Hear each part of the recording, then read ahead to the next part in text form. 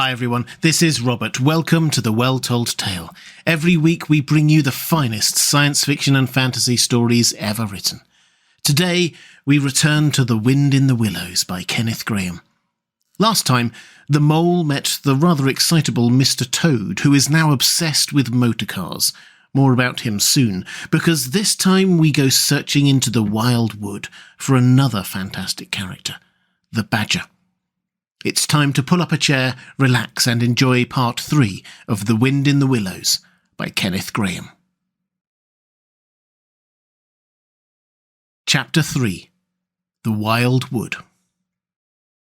The mole had long wanted to make the acquaintance of the badger.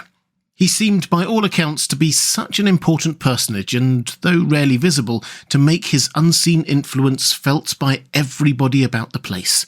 But whenever the mole mentioned his wish to the water rat, he always found himself put off.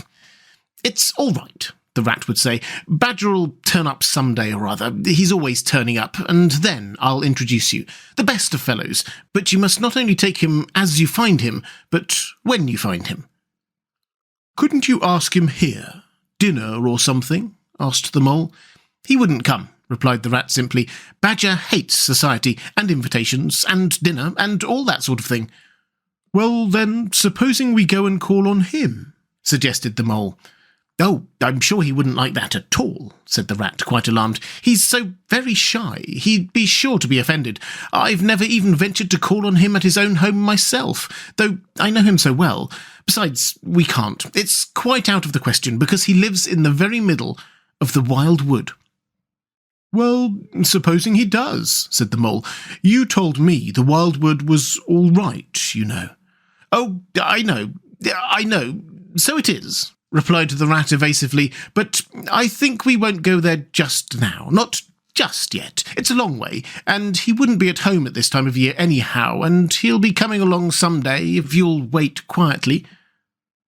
The mole had to be content with this, but the badger never came along, and every day brought its amusements, and it was not till summer was long over, and cold and frost and miry ways kept them much indoors, and the swollen river raced past their windows with a speed that mocked at boating of any sort or kind, that he found his thoughts dwelling again, with much persistence, on the solitary grey badger, who lived his own life by himself in his hole in the middle of the wild wood.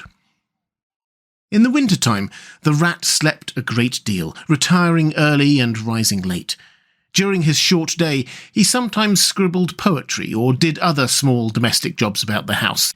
And of course there were always animals dropping in for a chat, and consequently there was always a good deal of storytelling and comparing notes on the past summer and all its doings.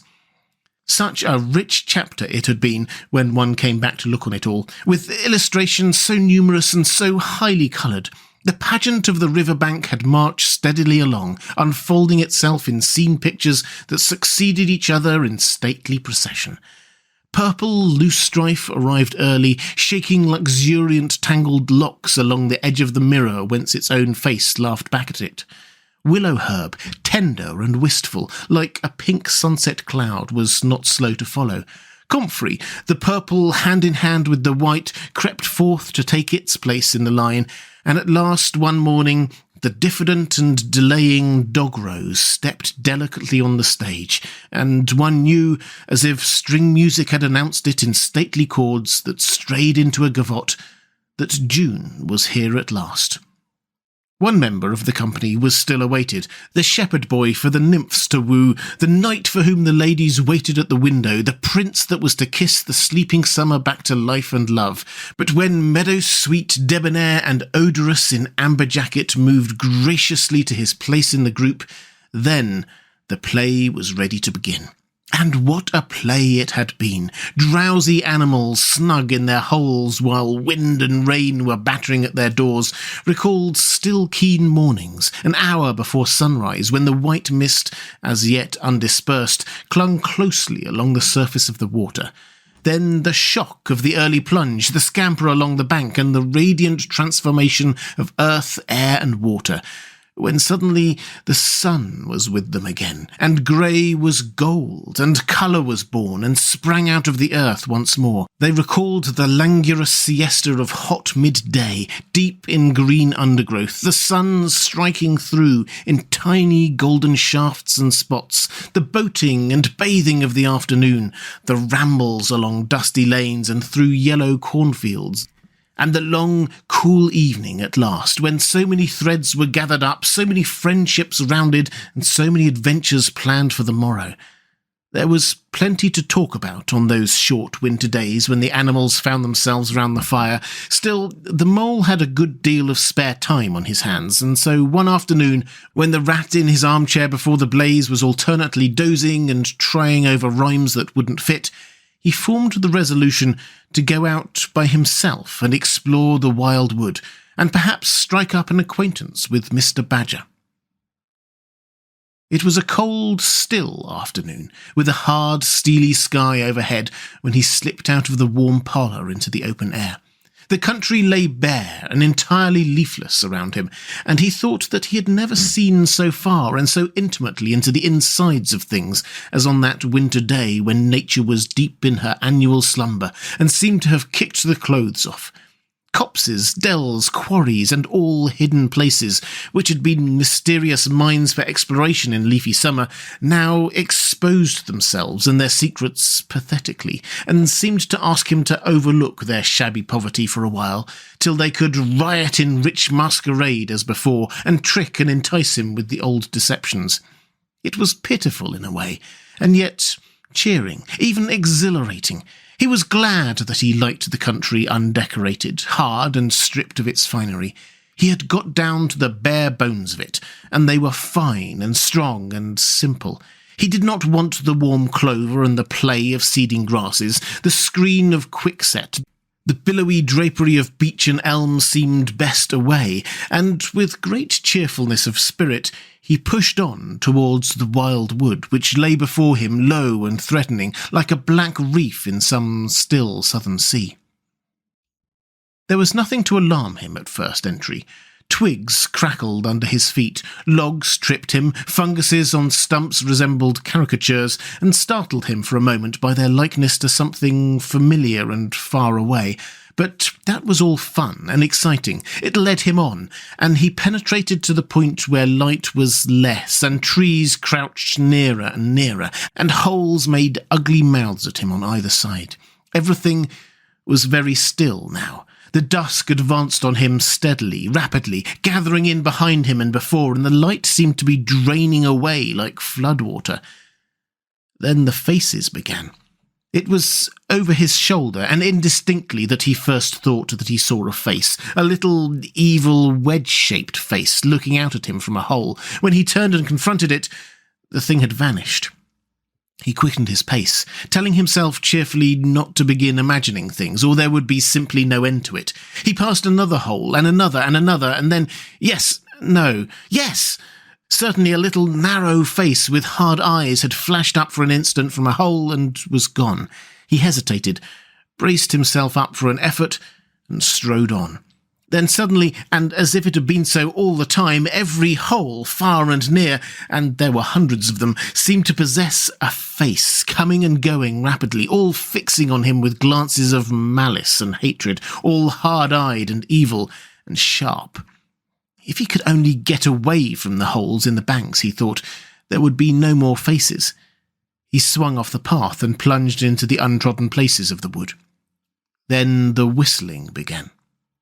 Very faint and shrill it was, and far behind him when he first heard it, but somehow it made him hurry forward. Then, still very faint and shrill, it sounded far ahead of him, and made him hesitate and want to go back. As he halted in indecision, it broke out on either side and seemed to be caught up and passed on throughout the whole length of the wood to its furthest limit. They were up and alert and ready, evidently, whoever they were, and he was alone and unarmed and far from any help, and the night was closing in. Then the pattering began. He thought it was only falling leaves at first, so slight and delicate was the sound of it. Then, as it grew, it took a regular rhythm, and he knew it for nothing else but the pat, pat, pat of little feet still a very long way off. Was it in front or behind? It seemed to be first one and then the other, then both. It grew and it multiplied, till from every quarter, as he listened anxiously, leaning this way and that, it seemed to be closing in on him. As he stood still to hearken, a rabbit came running hard towards him through the trees. He waited, expecting it to slacken pace or to swerve from him into a different course. Instead, the animal almost brushed him as it dashed past, its face set and hard, its eyes staring. "Get out of this, you fool, get out!" the mole heard him mutter as he swung round a stump and disappeared down a friendly burrow. The pattering increased till it sounded like sudden hail on the dry leaf carpet spread around him. The whole wood seemed running now, running hard, hunting, chasing, closing in round something or somebody.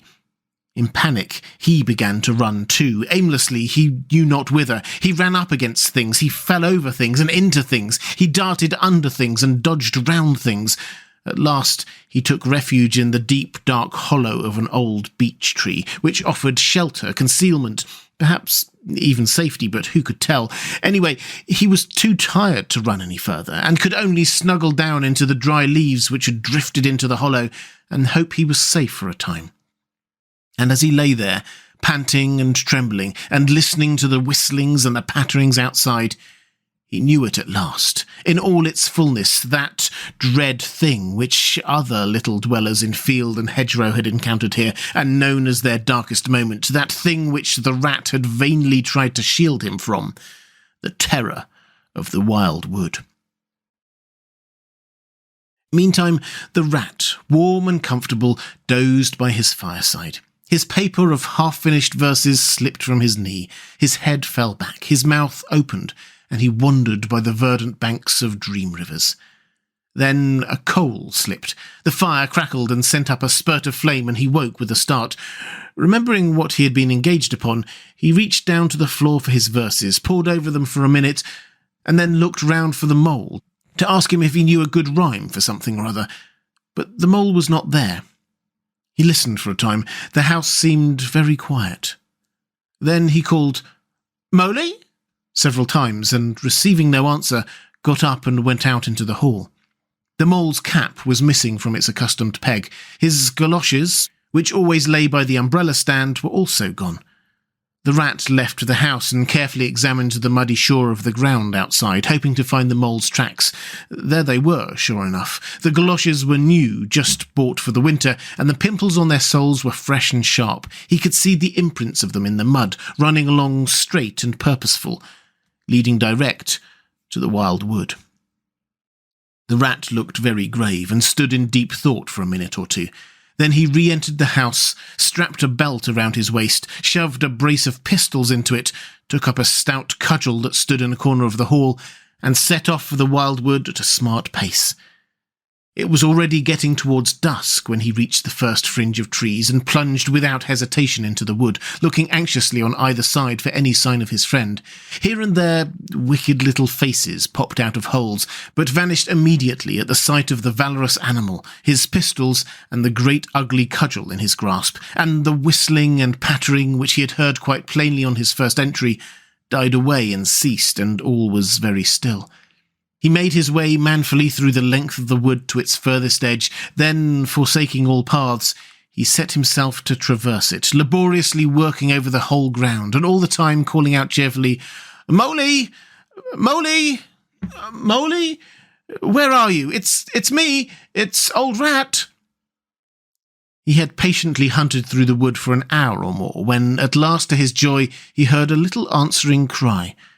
Guiding himself by the sound, he made his way through the gathering darkness to the foot of an old beech tree with a hole in it, and from out of the hole came a feeble voice saying, "Ratty, is that really you?" The rat crept into the hollow, and there he found the mole, exhausted and still trembling. "Oh, Rat," he cried, "I've been so frightened, you can't think. "Oh, I quite understand," said the rat soothingly. "You shouldn't really have gone and done it, Mole. I did my best to keep you from it. We Riverbankers, we hardly ever come here by ourselves. If we have to come, we come in couples at least, and then we're generally all right. Besides, there are 100 things one has to know which we understand all about and you don't as yet. I mean, passwords and signs and sayings which have power and effect, and plants you carry in your pocket and verses you repeat and dodges and tricks you practice, all simple enough when you know them, but they've got to be known if you're small, or you'll find yourself in trouble. Of course, if you were badger or otter, it would be quite another matter." "Surely the brave Mr. Toad wouldn't mind coming here by himself, would he?" inquired the Mole. "Oh, Toad," said the rat, laughing heartily. "He wouldn't show his face here alone. Not for a whole hatful of golden guineas, Toad wouldn't." The Mole was greatly cheered by the sound of the rat's careless laughter, as well as by the sight of his stick and his gleaming pistols, and he stopped shivering and began to feel bolder and more himself again. "Now then," said the rat presently, "we really must pull ourselves together and make a start for home while there's still a little light left. It will never do to spend the night here, you understand. Too cold, for one thing." "Dear Ratty," said the poor Mole, "I'm dreadfully sorry, but I'm simply dead beat, and that's a solid fact. You must let me rest here a while longer and get my strength back, if I'm to get home at all." "Oh, all right," said the good-natured rat. "Rest away. It's pretty nearly pitch dark now anyhow, and there ought to be a bit of a moon later." So the Mole got well into the dry leaves and stretched himself out, and presently dropped off into sleep, though of a broken and troubled sort, while the rat covered himself up too as best he might for warmth, and lay patiently waiting with a pistol in his paw. When at last the Mole woke up, much refreshed and in his usual spirits, the rat said, "Now then, I'll just take a look outside and see if everything's quiet, and then we really must be off." He went to the entrance of their retreat and put his head out. Then the Mole heard him saying quietly to himself, "Hello, here is a go." "What's up, Ratty?" asked the Mole.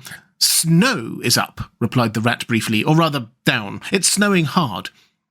The Mole came and crouched beside him, and looking out, saw the wood that had been so dreadful to him in quite a changed aspect.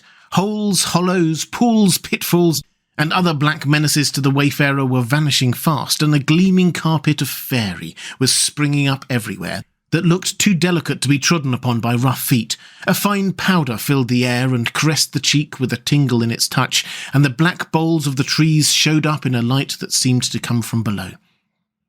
Well, it can't be helped," said the rat after pondering. "We must make a start and take our chance, I suppose.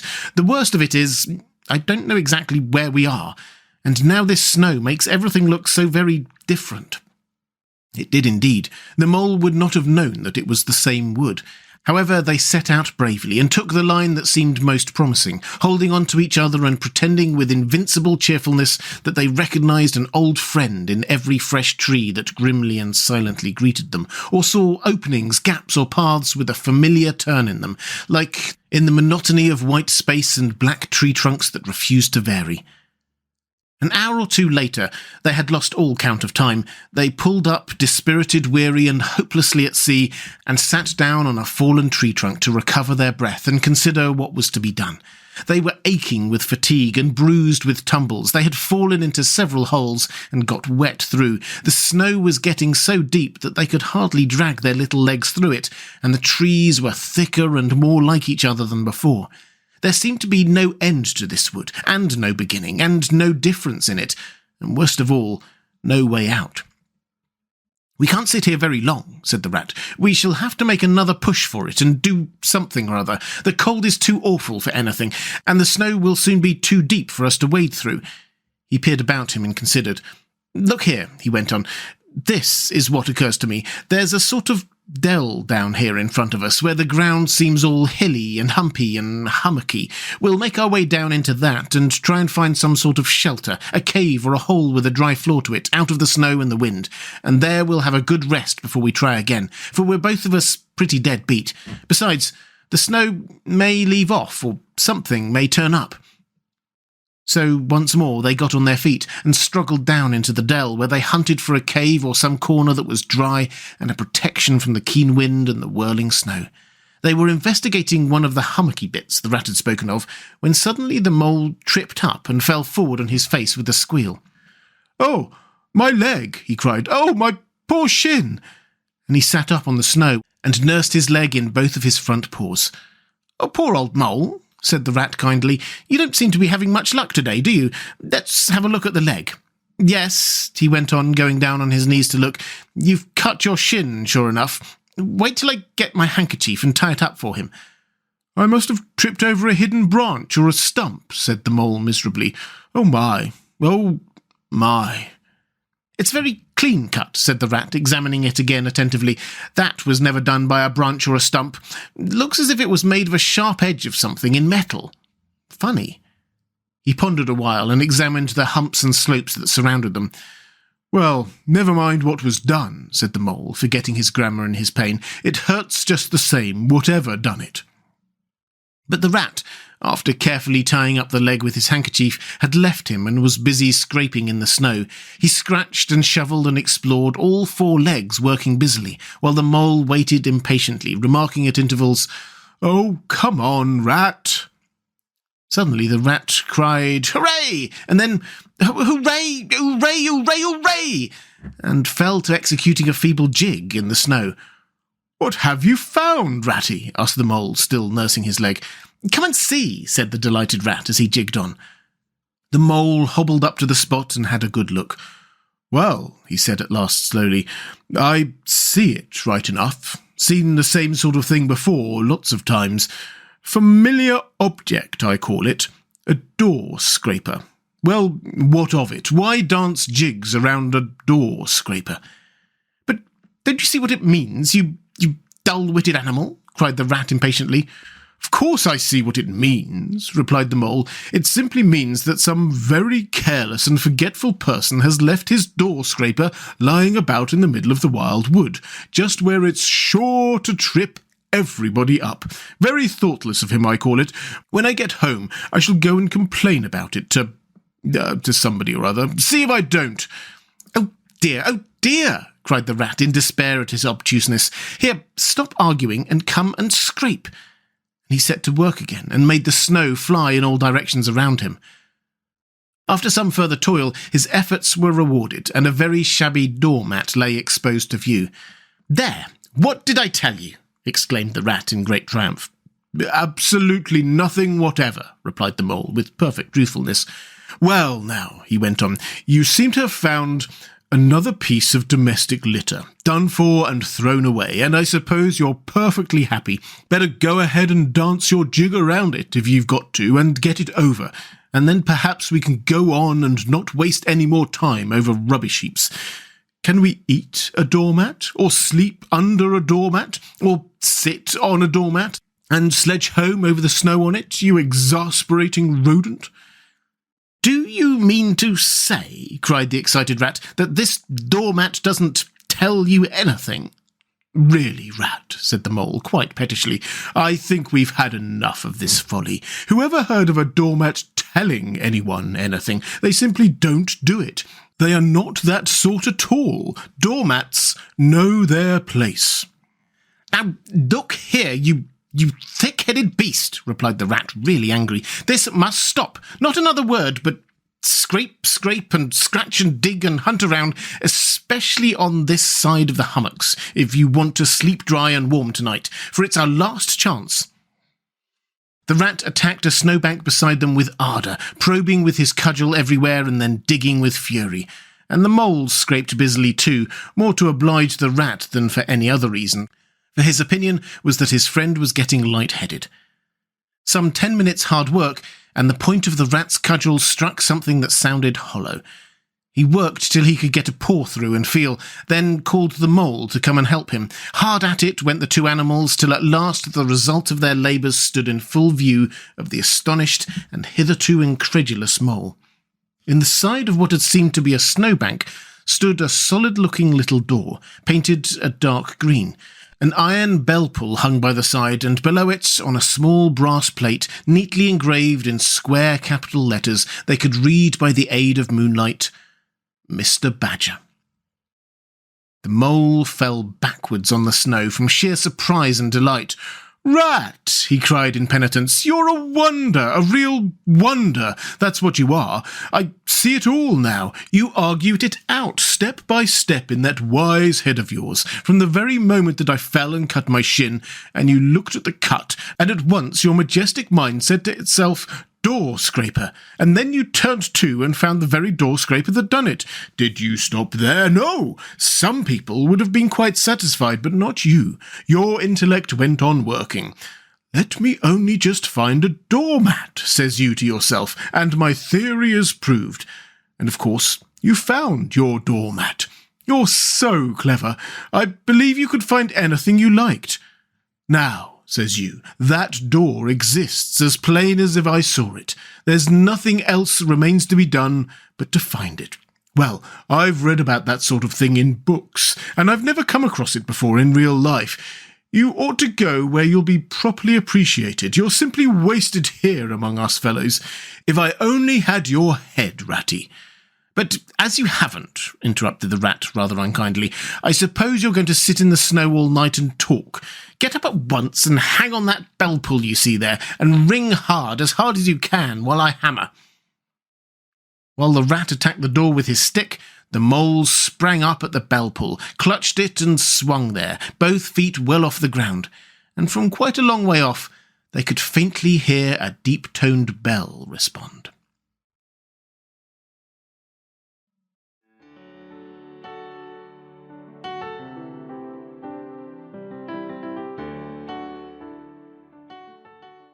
And welcome back. I hope you enjoyed part 3 of The Wind in the Willows. If you would like to support The Well-Told Tale, the best way to do that is on Patreon at patreon.com/thewelltoldtale. There's a link in the description. I'll be back next time with part 4 and Mr. Badger. I hope you can join me.